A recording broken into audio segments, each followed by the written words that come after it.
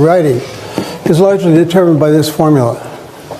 It's a matter of how much knowledge you have, how much you practice with that knowledge, and your inherent talent. And notice that the T is very small. What really matters is what you know. This point came to me suddenly a few decades ago when I was skiing at Sun Valley. I had heard that it was Celebrity Weekend, and one of the celebrities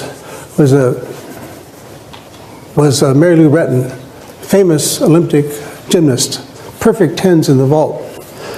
And I heard that she was a novice at skiing, so when the opportune moment arrived, I looked over on the novice slope and saw this young woman who, when she became unbalanced, went like that. And I said, that's got to be her. That must be the gymnast. But then it occurred to me, I'm a much better skier than she is, and she's an Olympic athlete, not only an ordinary Olympic athlete, an outstanding one. And I was a better skier because I had the K, and I had the P, and all she had was the T. So you can get a lot better than people who may have inherent talents if you have the right amount of knowledge. So that's what my objective is today, and here's my promise. Today you will see some examples of what you can put in your armamentarium of speaking techniques. And it will be the case that some one of those examples, some heuristic, some technique, maybe only one, will be the one that gets you the job. And so this is a very nonlinear process. You never know when it's going to happen. But that is my promise. By the end of the next 60 minutes, you'll have been exposed to a lot of ideas, some of which you'll incorporate into your own repertoire, and they will ensure that you get the maximum opportunity to have your ideas valued and accepted by the people you speak with. Now, in order to do that, we have to have a rule of engagement, and that is no laptops, no cell phones. So if you could close those, I'll start up as soon as you're done. Some people ask why that is a rule of engagement. And the answer is, we humans only have one language processor. And if your language processor is engaged, could you shut the laptop, please? If your language processor is engaged, browsing the web or reading your email, you're distracted. And worse yet, you distract all of the people around you. Studies have shown that. And worse yet, if I see an open laptop somewhere back there or up here, it drives me nuts, and I do a worse job. And so that ensures that all of your friends who are paying attention don't get the performance that they came to have. So that's it for preamble. Let's get started. First thing to talk about, of course, is how to start.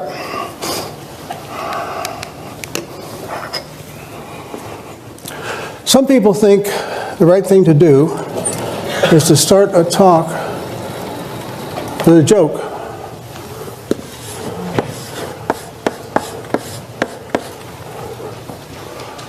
I don't recommend it. And the reason is that in the beginning of a talk, people are still putting their laptops away. They're becoming adjusted to your speaking parameters, to your vocal parameters. And they're not ready for a joke. So it doesn't work very well. They usually fall flat. What you want to do instead is start with an empowerment promise. You want to tell people what they're going to know at the end of the hour that they didn't know at the beginning of the hour. It's an empowerment promise. It's the reason for being here. What would be an example? Oh, I see. At the end of this 60 minutes, you will know things about speaking you don't know now, and something among those things you know will make a difference in your life. Yeah, that's an empowerment promise. So that's the best way to start.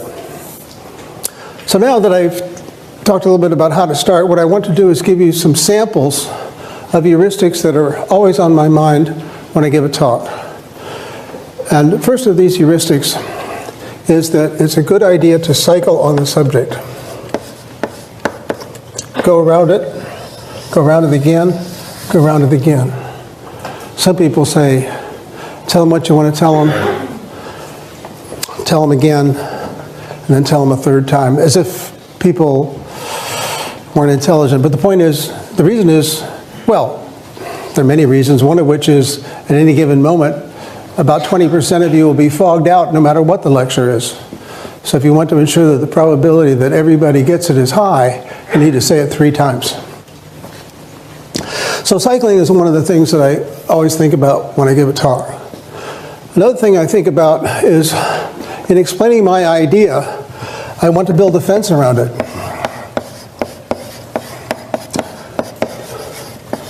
So that it's not confused with somebody else's idea. So if you were from Mars, and I was teaching you about what an arch is, I might say to you, well, that's an arch. And that's not to be confused with some other things that other people might think is an arch. This is not an arch. That's not an arch. I'm building a fence around my idea so that it can be distinguished from somebody else's idea. So in a more technical sense, I might say, well, my algorithm might seem similar to Jones's algorithm, except his is exponential and mine's linear. That's putting a fence around your idea so that people can not be confused about how it might relate to something else. The third thing on this list of samples is the idea of verbal punctuation.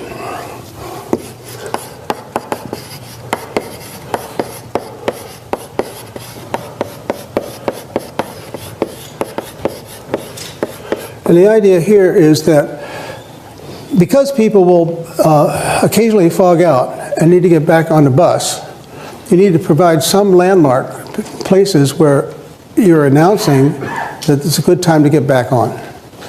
So I might, in this talk, say something about this being my outline. The first thing we're going to do is talk about how to start. Then we're going to deal with these 4 samples. And among these 4 samples, I've talked about the first idea, that's cycling. The second idea, building, and now the third idea is verbal punctuation. So I'm enumerating, I'm providing numbers, I'm giving you a sense that there's a seam in the talk and you can get back on. Okay? So now we're on a roll. And since we're on a roll, can you guess what 4th idea might be here? An idea that helps people get back on the bus?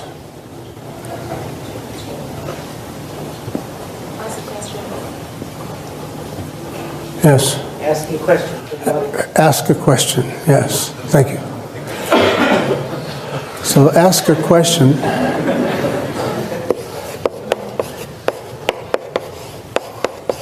And so I will ask a question. How much dead air can there be? How long can I pause? I counted 7 seconds. It seems like an eternity to me to wait and not say anything for 7 seconds. But that's the standard amount of time you can wait for an answer. And of course the question has to be carefully chosen. It can't be too obvious because then people will be embarrassed to say what the answer is. It can't be too hard because then nobody will have anything to say. So here are some sample heuristics you can put in your armamentarium and build up your repertoire of ideas about presentation.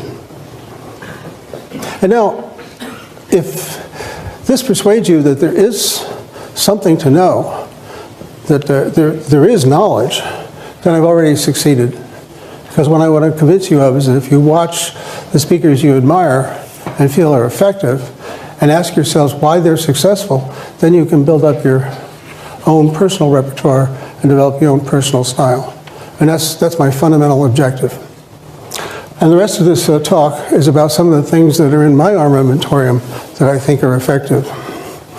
So, next thing on our agenda, as we start to discuss these other things, is a discussion of time and place. So what do you think is a good time to have a lecture? 11 a.m. Yeah.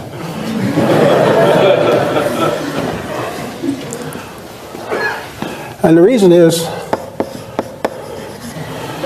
most people at MIT are awake by then, and hardly anyone has gone back to sleep. It's not right after a meal. People aren't fatigued from this or that. It's a great time to have a lecture. So that brings me next to the question of what about the place? And the most important thing about the place is that it be well lit.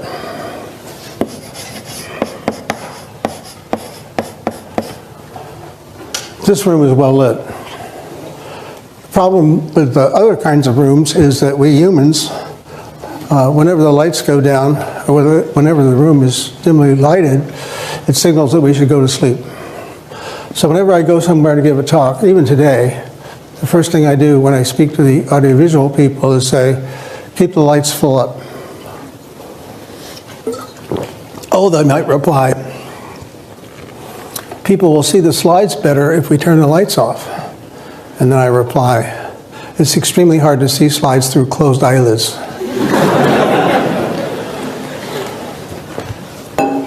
What else can you say about the place? Well, the place should be cased. And I mean that in the colloquial sense of, like if you're robbing a bank, you would go to the bank, some occasions before to see what it's like, so there are no surprises when you do your robbery. So whenever I go somewhere to speak, the first thing I ask my host to do is to take me to the place where I'll be speaking, so that if there are any weirdnesses, I'll be able to deal with it. Sometimes it might require some intervention. Sometimes it just might require me to understand what the challenges are. So when I came here this morning, I did what I typically do. I imagined that all the seats were filled with disinterested farm animals. That way I knew that no matter how bad it was, it wouldn't be as bad as that. So finally, it should be reasonably populated.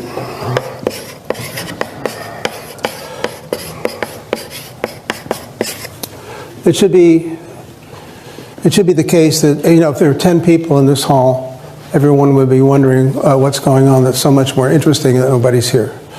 So you want to get a right-sized place doesn't have to be packed, but it has to be more than half full. So those are some thoughts about time and place. The next thing I want to talk about is subject of boards and props and slides.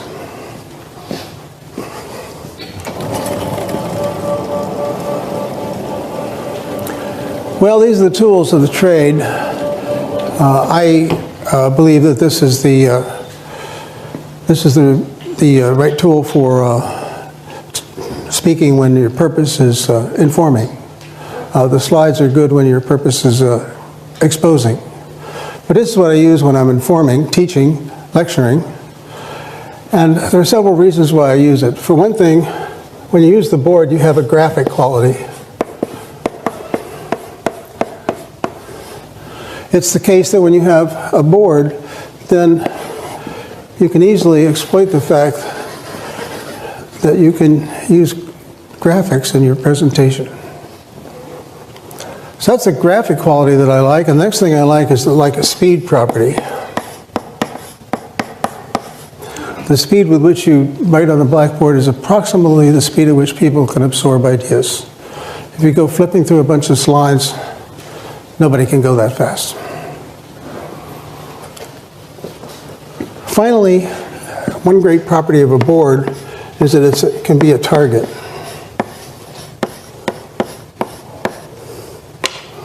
Many people who are novices at speaking find themselves suddenly aware of their hands. It's as if their hands were private parts that shouldn't be exposed in public, so right away they go into the pockets. And this is considered insulting in some parts of the world. Or alternatively, maybe the hands will go in back like this. I was once in a convent in Serbia, and my host, as soon as we entered, a nun came up to us and offered us a refreshment. And I was about to say, no thank you, when he said, eat that stuff or die. It's a question of local custom and politeness. But then, before anything happened there, the nun pulled my hands off like this, because it was extraordinarily insulting in that culture to have your hands behind your back. So why is that? Well, it's usually supposed that that it has to do with whether you're concealing a weapon. So if your hands are in your pockets or behind your back, then it looks like you might have a weapon. And that's what I mean by the virtue, one of these virtues of the board. Now you have something to do with your hands. You can point out the stuff. I was once watching Seymour Papert give a lecture, and I thought it was terrific. So I went a second time. First time to absorb the content, second time to note the style. And what I discovered is that Papert was constantly pointing at the board. And then I thought about it a little while, and I noted that none of the stuff he was pointing to had anything to do with what he was saying. Nevertheless, it was an effective technique. So that's just a little bit about the virtue of blackboards. Now I want to talk about props. You know, the custodians of knowledge about props are the playwrights. Many decades ago, I saw a play by Heinrich Ibsen, who was Hedda Gabler. I remember vaguely that it was about a woman in an unhappy marriage, and her husband was in competition for an academic job with somebody else, and he was going to lose, partly because he was boring, and partly because the competitor had just written a magnificent book. By the way, this is back in the days before there were copying machines and computers. Anyhow, as the play opens, there's a pot-bellied stove.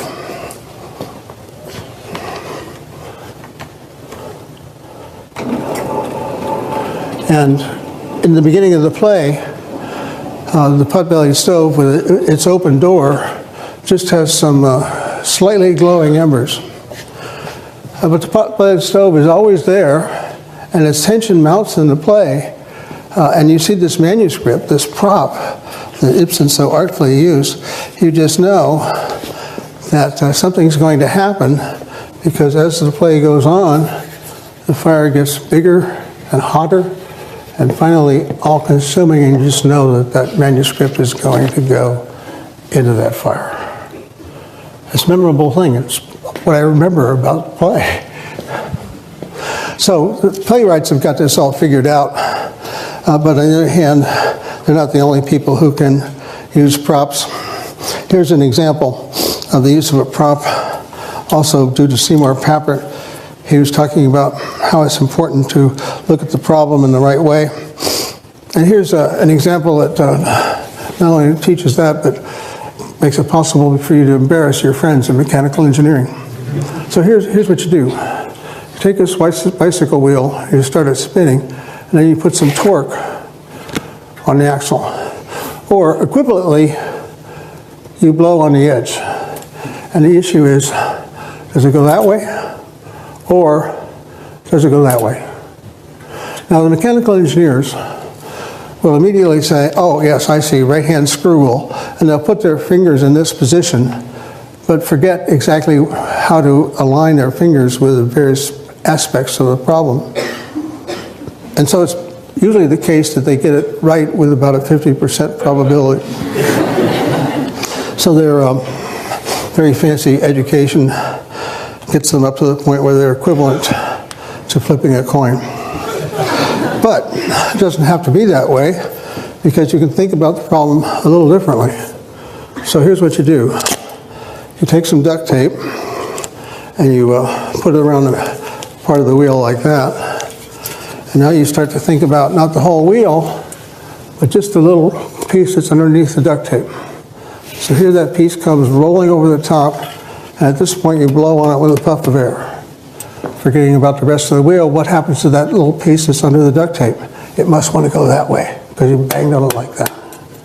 It's already going down like that. And what about the next piece? Same thing. Next piece, same thing. So the only thing that can happen is that the wheel goes over like that.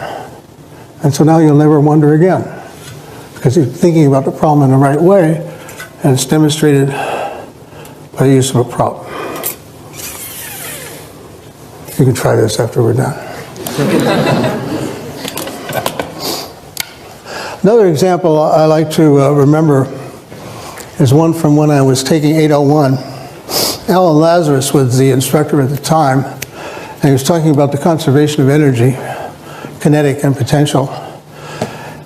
And there was a long wire in the ceiling in 26100 attached to a much bigger steel ball, but one not unlike this. And Lazarus took the ball up against the wall like this. He put his head flat against the wall to steady himself, and then he let go.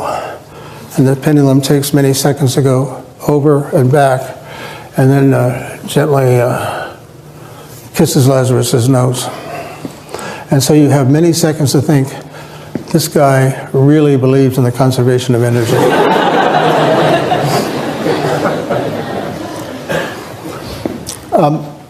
Do not try this at home.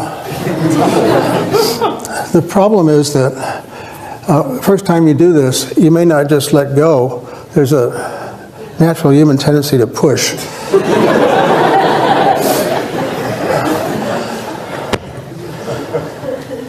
So that's a little bit on the subject of props.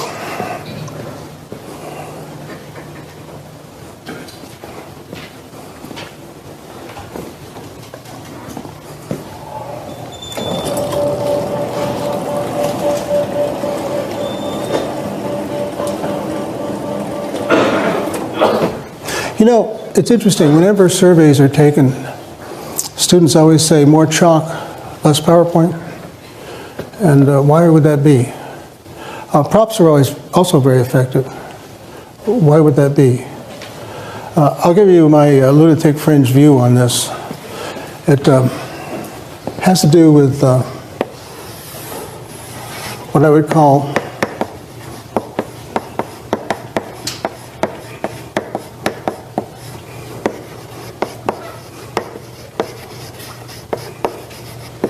empathetic mirroring. When you're sitting up there watching me write on the board, all those little mirror neurons in your head, I believe, become actuated, and you can feel yourself writing on the blackboard. And even more so, when I talk about this steel ball going that way and this way, you can feel the ball as if you were me. And you can't do that with a slide. You can't do it with a picture.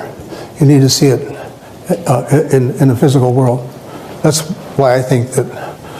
Oh yes, of course. There are speed questions involved too that have to be separated out. But I think the empathetic mirroring is why props and the use of a blackboard are so effective. Well, let's see. Oh yes, there is one more thing by way of the tools, and that has to do with the use of slides. I repeat, I think they're for exposing ideas, not for teaching ideas, but that's what we do in a job talk or a conference talk. We expose ideas, we don't teach them. So let me tell you a little bit about my views on that. I remember once I was in Terminal A at Logan Airport. I'd just come back from a really miserable conference, and the flight was really horrible. It was one of those that feels like an unbalanced washing machine. And for the only time in my life, I decided to stop on my way to my car and have a cup of coffee and relax a little bit. And as I was there for a few minutes, someone came up to me and said, "Are you Professor Winston?" "I think so," I said. I don't know, I guess I was trying to be funny. In any event, he said, "I'm on my way to Europe to give a job talk. Would you mind critiquing my slides?" "Not at all," I said. "You have too many and they have too many words." "How did you know?" he said, thinking perhaps I'd seen a talk of his before. I hadn't. My reply was, because it's always true. There are always too many slides, always too many words. So let me show you some extreme examples of how not to use slides. Well, for this demonstration, I need to be way over here. And when I get over here, then I can start to say things like, one of the things you shouldn't do is read your transparencies. People in your audience know how to read, and reading will just annoy them. Also, you should be sure that you have only a few words on each transparency and that the words are easy to read. And I hope it's driving you crazy because I'm committing all kinds of crimes. The first of which is that there are too many words on the slide. Second of which is I'm way over there and the slide's way over there. So you get into this tennis match feeling of shifting back and forth between the slide and the speaker. You want the slides to be condiments to what you're saying, not the main event or the opposite way around. So how can we fix this? Step number one is to get rid of the background junk. That's always distraction. Step number two is to get rid of the words. When I reduced the words to these, then everything I read a previous time, I'm not licensed to say because it's not on the slide. I'm not reading my slides anymore, but I'm saying what was written on the slides in a previous example. So what else can we do to simplify this? Well, we can get rid of the logos. We don't need them. Simplification. What else can we do? Get rid of the title. Now I want to talk to you about some rules for slide preparation. I'm telling you the title. It doesn't have to be up there. By reducing the number of words on the slide, I'm allowing you to pay more attention to me and less to what's written on the slide. I mentioned it before, we have only one language processor, and we can either use it to read stuff or to listen to the speaker. And so if we have too many words on the slide, it forces people in the audience to read this stuff and not listen. A student of mine did an experiment a few years ago. He taught some students some web-based programming ideas. Half the information was on slides. He said the other half. And then for a control group, he reversed it. And the question was, what did the subjects, that is to say, freshmen in his fraternity, what did the subjects remember best? What he said or what they read on the slide? And the answer is what they read on the slide. When their slides have a lot of material on it, they don't pay attention to the speaker. In fact, in the after-action report, one of the subjects said, "I wish you hadn't talked so much, it was distracting." Well, the last item is eliminate clutter. Now here's some clutter. No reason even for those bullets. So the too many words problem is a consequence of a crime Microsoft has committed by allowing you to use fonts that are too small. So you should all have a sample slide like this that you can use to determine what the minimum font size is that's easily legible. Shiru, what do you think of those? Which size is right? What's that? Did you ask which size is right? Yeah. Minimum, maybe. 40 or 50? Yeah, he says 40 or 50. I think it's about right. 35 is beginning to get too small. Not necessarily because you can't read it, but because you're probably using it to get too many words on the slide. What other crimes do we have? Well, we have the laser pointer crime. And for that, I really want. You know, in the old days, when we didn't have laser pointers, we used wooden ones, and people would go waving these things around, and pretty soon it became almost like a baton twirling contest. So here's what I recommended in the old days for dealing with this kind of pointer.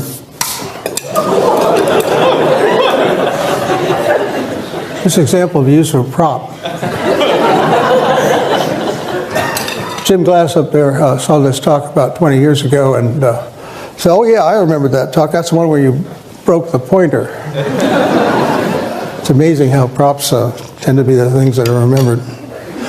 Well, now we don't have physical pointers anymore. We've got laser pointers. And it's a wonder more people aren't driven into epileptic fits over this sort of stuff.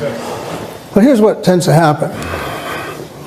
Look at that. It's a lovely recursive picture, and I can become part of it by putting that laser beam right on the back of my head up there. And what do you see? You see the back of my head. I have no eye contact, no engagement, nothing.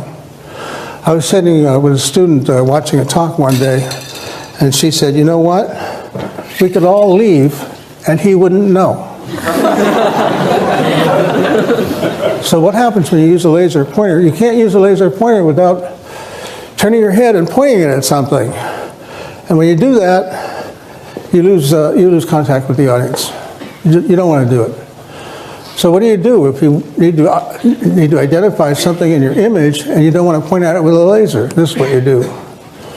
Put a little arrow on there and say, now look at that guy number 1 at the end of arrow number 1.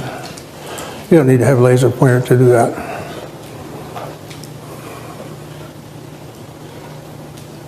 The too heavy crime. When people ask me to review a presentation, I ask them to print it out and lay it out on a table. When they do that, it's easy to see whether the talk is too heavy, too much text, not enough air, not enough white space, not enough imagery. This is a good example of such a talk. Way too heavy. The presenter has taken advantage of small font sizes to get as much on the slide as he wanted. Lots of other crimes here, but the too heaviness, the fact that it's too heavy is what I wanted to illustrate. So here, by contrast, another talk, one I gave a few years ago. It wasn't a deeply technical talk, but I show it to you because there's air in it. It's mostly pictures of things. There are 3 or 4 slides that have text on them, but when I come to those, I give the audience time to read them. And they're there because they might have some historical significance.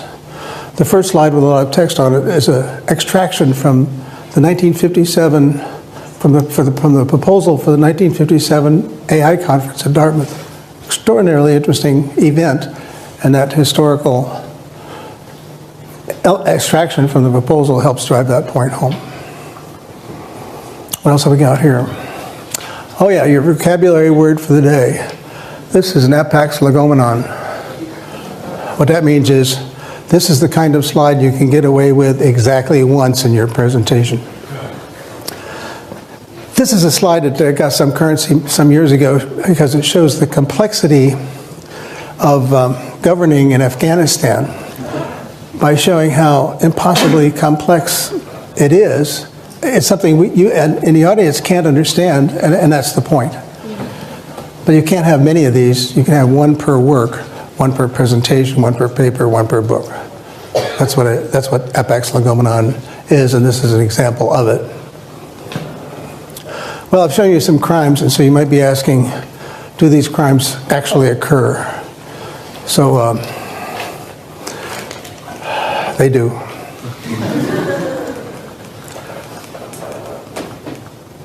There's the hands in the pockets crime. There's a crime in time and place selection here. This is how you get to the Bartos Theater. First thing you do is you get on these steps over at the Media Lab. Then you cross this large open space. Then you turn right down this corridor. At this point, whenever I go in there, I wonder if there are torture implements around the corner. And then when you get in there, you get into this dark, gloomy place. So it's well named when they call it the Bartos Theater, because it's a place where you can watch a movie, but it's not a place where you can give a talk. Now, on a subject of does it happen, here's a talk I attended a while back in Stata. Notice that the speaker is far away from the slides. The speaker's using a laser pointer. And you say to me, well, what's happening here? It's, by the way, the 80th slide in the presentation. Notice that it's dense with words. This is the first of 10 conclusion slides. So what's the audience reaction? That's the sponsor of the meeting. He's reading his email. This is the co-sponsor of the meeting. He's examining the lunch menu. What about this person? This person looks like he's paying attention, but just because it's a still picture. If you were to see a video, what you would see is something like this.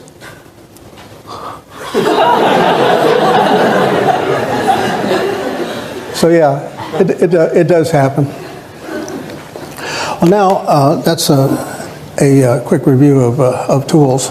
Now I want to talk about some special cases. We could talk a little bit about informing, or to say it another way, doing what I'm doing now.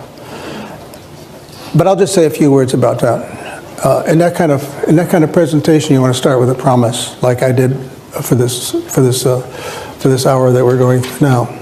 But then it comes to the question of how do you inspire people? I've given this talk for a long time, and a few years ago, our department chairman said, "Would you please give this talk to a new faculty and be sure to emphasize what it takes to inspire students?" And strangely, I hadn't thought about that question before, so I started a survey. I talked to some of my incoming freshman advisees, and I talked to senior faculty and everything in between about how they've been inspired. What I found from the incoming freshmen is that they were inspired by some high school teacher who told them they could do it. What I found in the senior faculty, they were inspired by someone who helped them to see a problem in a new way. And what I saw from everyone is that they were inspired when someone exhibited passion about what they were doing. Exhibited passion about what they were doing. Yeah, so that's one way to be inspiring. It's easy for me because, you know, I do artificial intelligence, and how can you not be interested in artificial intelligence, right? I mean, if you're not interested in artificial intelligence, you're probably not interested in interesting things. So when I'm lecturing in my AI class, it's natural for me to talk about what I think is cool and how exciting some new idea is. So that's the kind of expression of passion that makes a difference while informing with respect to this question of inspiring. Oh yeah, and of course during this promise phase, you can also express how cool stuff is. Let me give you an example of a lecture that starts this way. I'm talking about resource allocation. It's the same sort of stuff you would think of when it's the same sort of ideas you would need if you're allocating aircraft to a flight schedule or trying to schedule a factory or something like that. But the example is putting colors on the states in the United States without any bordering states having the same color. So here goes. This is what I show in the beginning of the class. This is a way of doing that coloring. And you might say, well, why don't we wait till it finishes? Would you like to do that? No? Well, we're not going to wait till it finishes because the sun will have exploded and consumed the earth before this program finishes. But with a slight adjustment to how the program works, which I tell my students, you will understand in the next 50 minutes, this is what you get. Isn't that cool? You know, you got to be amazed by stuff that takes a computation from longer than the lifetime of the solar system into a few seconds. So that's what I mean by providing a promise up front and expressing some passion about what you're talking about. Well, the last item in this little block here is it has to do with what people think that they do at MIT. You ask faculty what the most important purpose is, and they'll say, well, the most important thing I do is teach people how to think. And then you say, oh, that's great. How do you teach people how to think? Blank stare. No one can quite respond to that part, that natural next question. So how do you teach people how to think? Well, I believe that we are storytelling animals. and that we start developing our story understanding and manipulating skills with fairy tales in childhood and continue on through professional schools like law, business, medicine, engineering, everything. And we continue doing that throughout life. So if that is what thinking is all about, then when you want to teach people how to think, you provide them with the stories they need to know, the questions they need to ask about those stories, mechanisms for analyzing those stories, ways of putting stories together, ways of evaluating how reliable the story is, and that's what I think you need to do when you teach people how to think. But that's all about education, and many of you here, not necessarily for that, but rather for this part, for persuading, which breaks down into several categories: oral exams, not shown, job talks, getting famous. I won't say much about oral exams, other than the fact that they used to be a lot scarier than they are today. In the old days,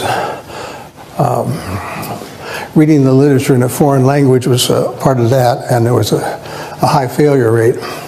And when you look back on those failures, the most usual reason for people failing an oral exam is failure to situate and a failure to practice. By situate, I mean it's important to talk about your research in context. This is a problem that's being pursued all over the world. There hasn't been any progress before me in the past 30 years. Everyone is looking for a solution because it will have impact on so many other things. So that's situating in time and place and field.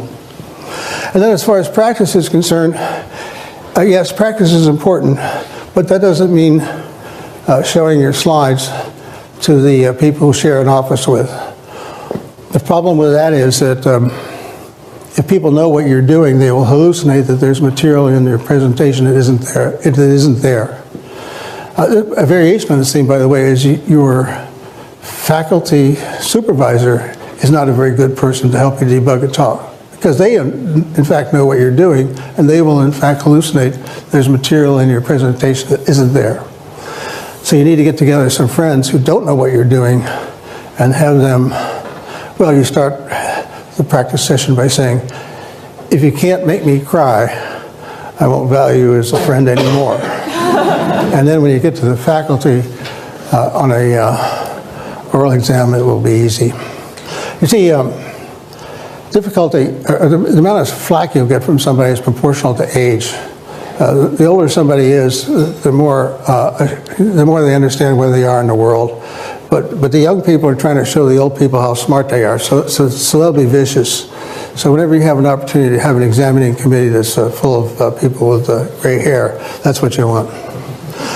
Well, that's just a word or two about something I haven't listed here. Let's get into the subject of job talks. So I was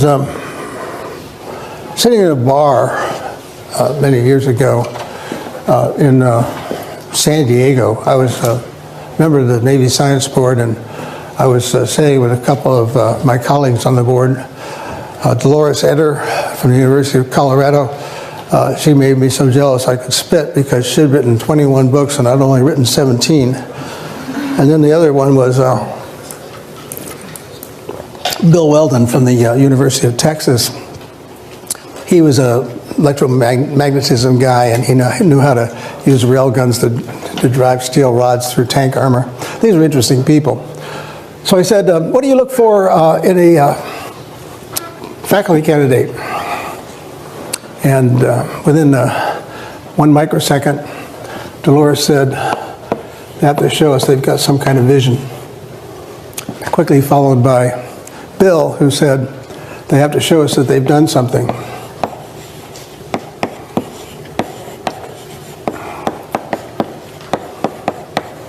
Oh, that sounds good, I said. And then I said to them, how long does the candidate have to establish these two things? What do you think? Well, compare your answer to theirs.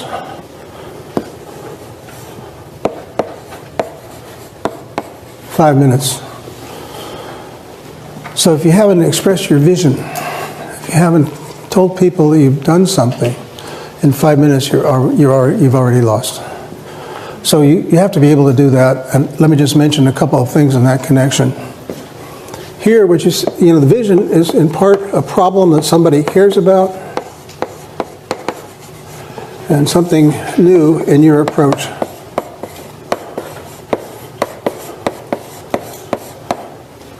So the problem is understanding the nature of human intelligence, and the approach is asking questions about what makes us different from chimpanzees and Neanderthals. Is it merely a matter of quantity, or are we just a little bit smarter in some continuous way? Or do we have something that's fundamentally different that chimpanzees don't have, and Neanderthals either? And the answer is yes, we do have something different. We are symbolic creatures, and because we're symbolic creatures, we can build symbolic descriptions of relations and events. We can string them together and make stories, and because we can make stories, that's what makes us different. So that's my stump speech. That's how I start most of my talks on my own personal research. How do you express the notion that you've done something? By listing the steps that need to be taken in order to achieve the solution to that problem. You don't have to have done all of those steps, but you can say, here's what needs to be done. An example. Here's what needs to be done. We need to specify some behavior. We need to enumerate the constraints that make it possible to deal with that behavior. We have to implement a system because we're engineers and we don't think that we've understood something unless we can build it.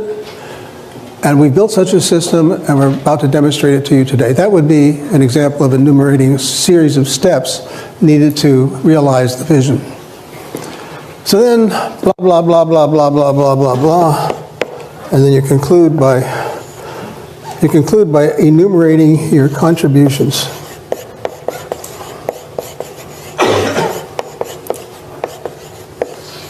It's kind of mirror of these steps, and helps to establish that you've done something. So that's a kind of general purpose framework for doing a technical talk. Now, only a few more things left to do today. Getting famous is the next item on our agenda, because once you've got the job, you need to think a little bit about how you're going to be recognized for what you do. So,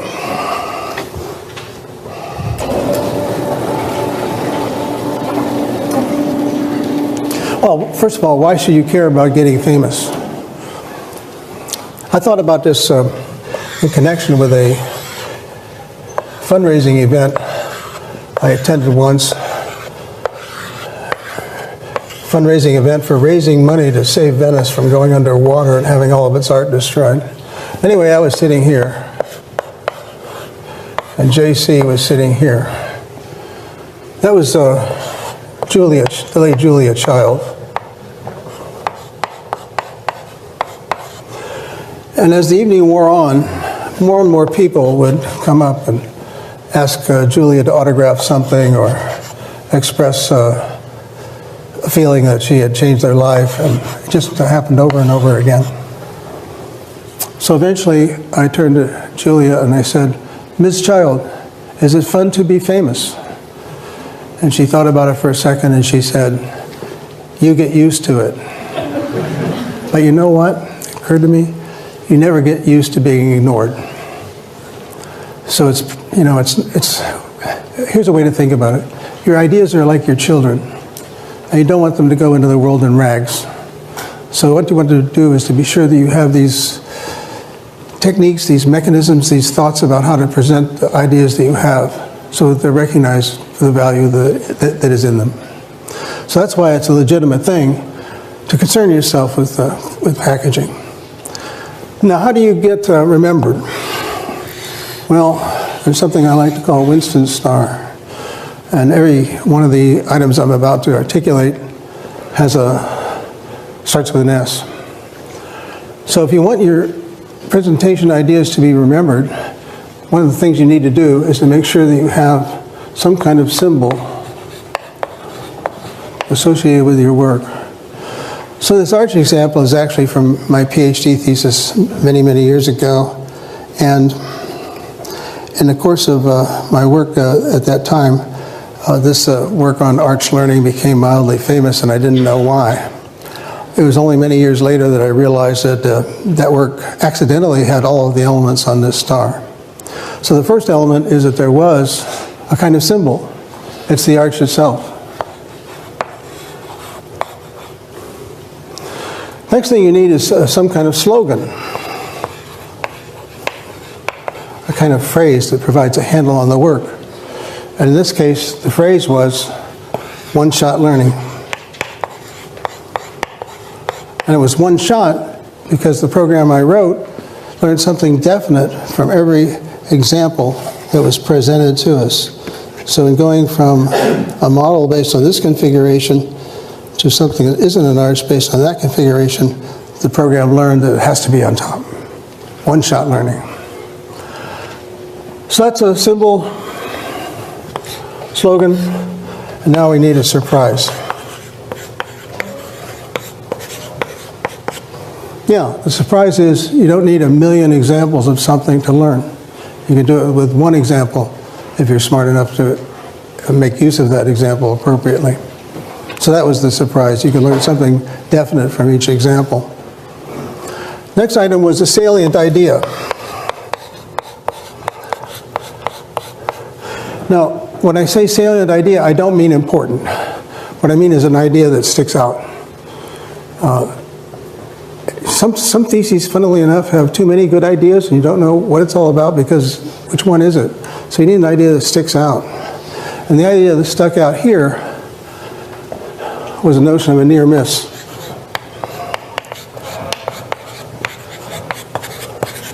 You see, this is not an arch, but it doesn't miss by much. So it's a near miss. And finally, you need to tell the story of how you did it, how it works, why it's important.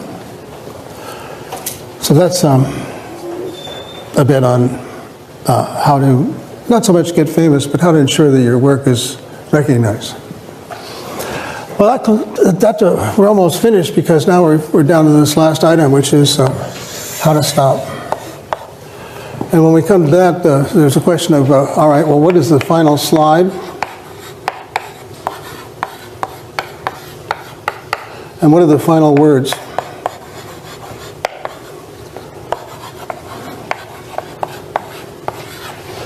So for the final slide, let me give you some examples of possibilities. How about this one? Well, you might see that slide and think to yourself, there are 1,000 faculty at MIT.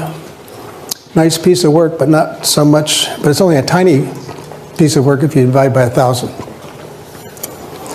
So when you show a whole gigantic list of collaborators at the end of a talk, it's a kind of letdown because it suggests that nobody knows, well, did you do anything significant? Now you got to recognize your collaborators, right?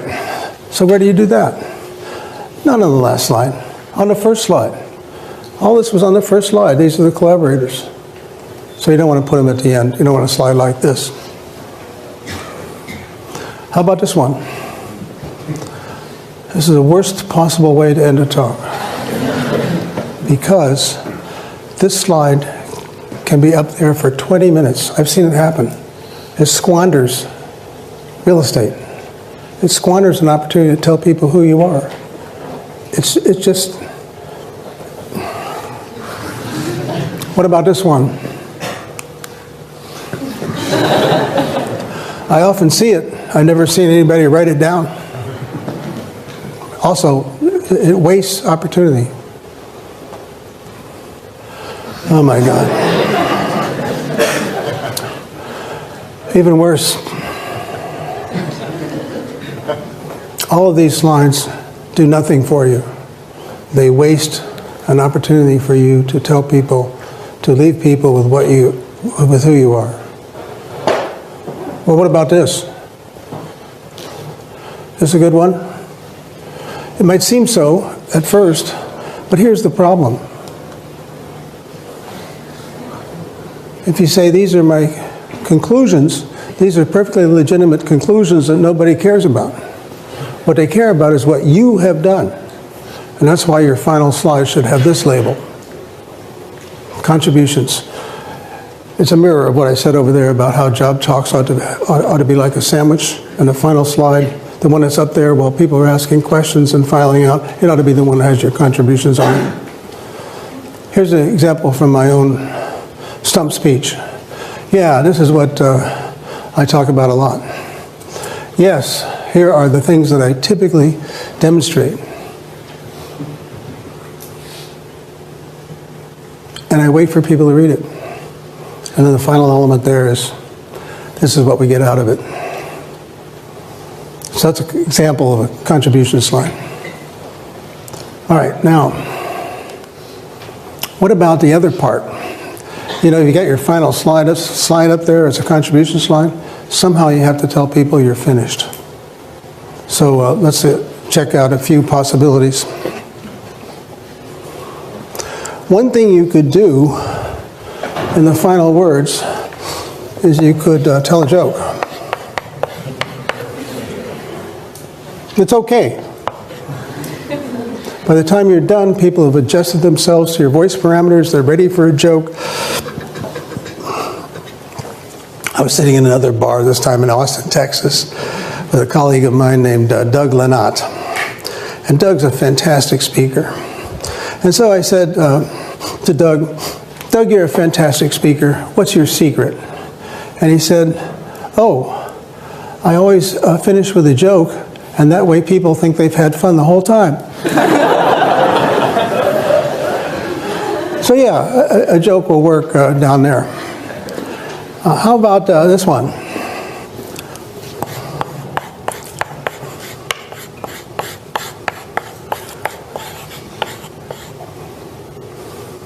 Thank you. I don't recommend it. It's a weak move. You will not go to hell if you conclude your talk by saying thank you, but it's a weak move, and here's why.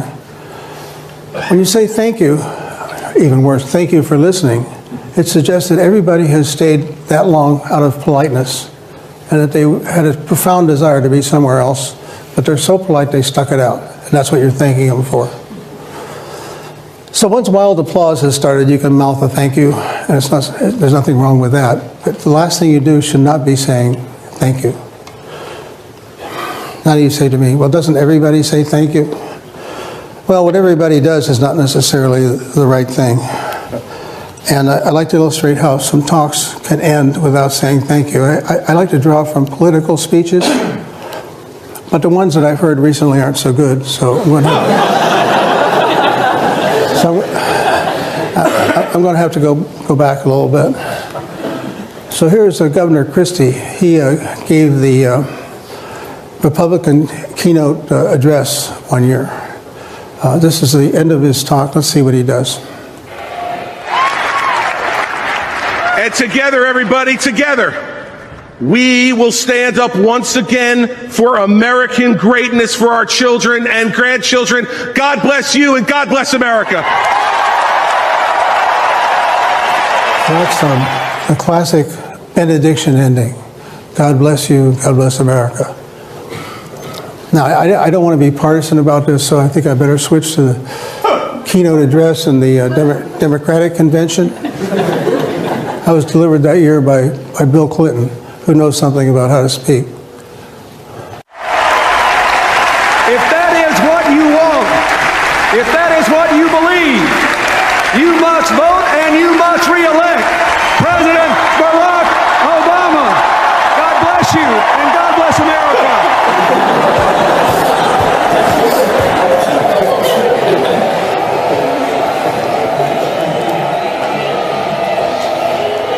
Now watch this. Let's go back a little bit and redo it. What I want you to see is that at one point he seems to be almost pressing his lips together, forcing himself not to say thank you. And then there's another place where he does a little salute. So watch for those this time around. If that is what you want, if that is what you believe, you must vote and you must re-elect President Barack Obama.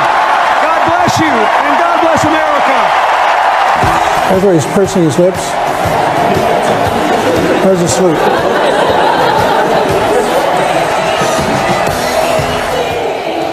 Yeah, I think that's pretty good. Now, what are we going to take away from this? Well, I suppose I could conclude this talk by saying, God bless you and God bless the Massachusetts Institute of Technology, but it might not work so well. But what you can get out of this is you don't have to say thank you. There are other things you can do.